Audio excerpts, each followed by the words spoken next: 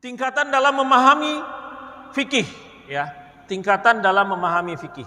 Jadi ada lebih kurang kategorinya 4 kriteria atau bukan 4 golongan atau 4 tingkatan lah, ya.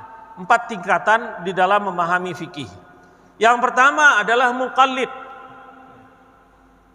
golongan atau kelompok yang disebut dengan muqallid, yaitu orang yang dalam ibadahnya hanya mengikuti apa yang banyak dilakukan oleh orang lain, ikut-ikutan, tanpa didasarkan ilmu dan tidak mau berusaha untuk mempelajari dasar hukumnya, ya. Tidak mau mempelajari dasar hukumnya. Ini muqallid, orang yang melakukan taklid.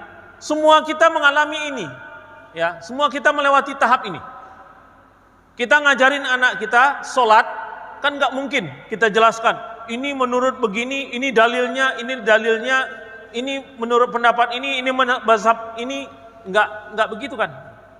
Kita ajarkan dia dengan yang kita ketahui, dia ikut aja dululah, just do it, ya.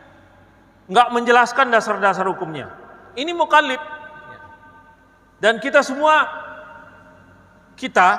itu pasti melewati tahap ini. Kemudian yang kedua adalah mazhabiyah. Mazhabiyah itu adalah atau disebut juga dengan golongan taklid mazhab, yaitu orang yang hanya mau mengikuti satu mazhab saja dan tahu dasar hukumnya. Bedanya dengan yang atas, muqallid itu nggak mau tahu lah dasarnya apa, nggak mau belajar. Kalau mazhabiyah, dia pelajari mazhab itu, dasar hukumnya apa, dan dia tidak mau mencampurkannya dengan mazhab yang lain karena khawatir melakukan talfik. Talfik itu adalah menggabungkan atau mencampur satu mazhab dengan mazhab yang lain karena kemudahan. Dengan latar belakang mencari yang lebih mudah, mencari yang lebih gampang, mencari yang lebih murah. Karena kalau itu yang terjadi, maka mazhabnya adalah mazhab talfik, mazhab yang paling mudah, mazhab yang paling gampang. Ini mazhabiyah atau taklid mazhab. Tingkatan yang ketiga di atas itu adalah muttabi. Muttabi itu adalah orang-orang yang dalam beribadah melakukan ittiba. Ittiba menggunakan potensinya untuk mempelajari mazhab-mazhab yang lain serta memilih satu pemahaman berdasarkan pada pendapat yang paling kuat dasar hukumnya walaupun berbeda dengan mazhabnya. Jadi misalkan mereka punya satu mazhab, tapi dengan kemampuan dia memiliki kemampuan untuk mengistimbat hukum, maka beliau pilih atau pendapat yang keluar dari mazhabnya. Jadi boleh keluar dari mazhab itu, tapi bisa dipertanggungjawabkan dengan dasar keilmuan, bukan karena dasar mencari yang lebih mudah dan mencari yang lebih gampang. Kemudian kelompok yang keempat adalah mujtahid, ya. Yaitu orang yang melakukan ijtihad menggunakan semua potensi dirinya dalam berpikir secara sungguh-sungguh untuk mendapatkan satu hukum fikih dalam ibadat ataupun dalam muamalah. Mujtahid juga berbeda, bisa dibedakan. Ada yang disebut dengan mujtahid mutlak, ada yang disebut dengan mujtahid muqayyah, ya.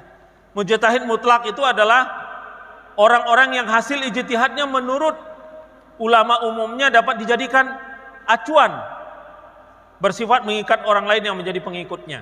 Ini mujtahid mutlak. Pintu mujtahid mutlak ini menurut jumhur ulama ini sudah tertutup, ya.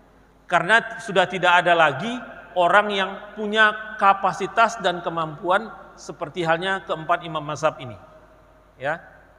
Mujtahid mutlak juga dibedakan, ada yang mujtahid mutlak mustaqil dan ada yang disebut dengan ghaira mustaqil. Ini hanya karena pada perbedaan metode. Mustaqil itu adalah mujtahid yang punya metode sendiri dalam mengistimbat hukum. Ghaira mustaqil adalah mujtahid yang tidak punya metode sendiri tetapi dia mengambil metode dari mujtahid yang lain. Contohnya, Imam An-Nawawi ini disebut dengan mujtahid, ya. Tapi beliau tidak punya metode sendiri. Beliau ambil metode Imam Syafi'i karena beliau bermazhab Syafi'i. Ya. Kemudian mujtahid muqayyah adalah orang yang melakukan ijtihad dalam satu permasalahan karena ilmunya di bidang itu. Ya. Jadi tidak semua, tidak komplit. Nah, mujtahid muqayyah itu masih ada sampai saat sekarang. Banyak ulama-ulama yang menjadi mujtahid muqayyah. Tapi tidak ada ulama yang berani menyatakan dirinya menjadi mujtahid mutlak. Kalaupun ada mengeluarkan fatwa bukan perorangan tetapi dalam kelompok. Misalnya di Muhammadiyah itu ada majelis tarjih yang terdiri atas beberapa orang pakar-pakar, ya. Banyak pakar, bukan satu orang, ya. Kemudian di NU apa namanya? Majelis fatwanya NU. Kalau Indonesia ada lagi Majelis Ulama Indonesia, bagian fatwa MUI. Itu terdiri atas orang-orang yang dianggap pakar dalam keilmuan dia. Sehingga tidak lagi tersentral pada satu orang.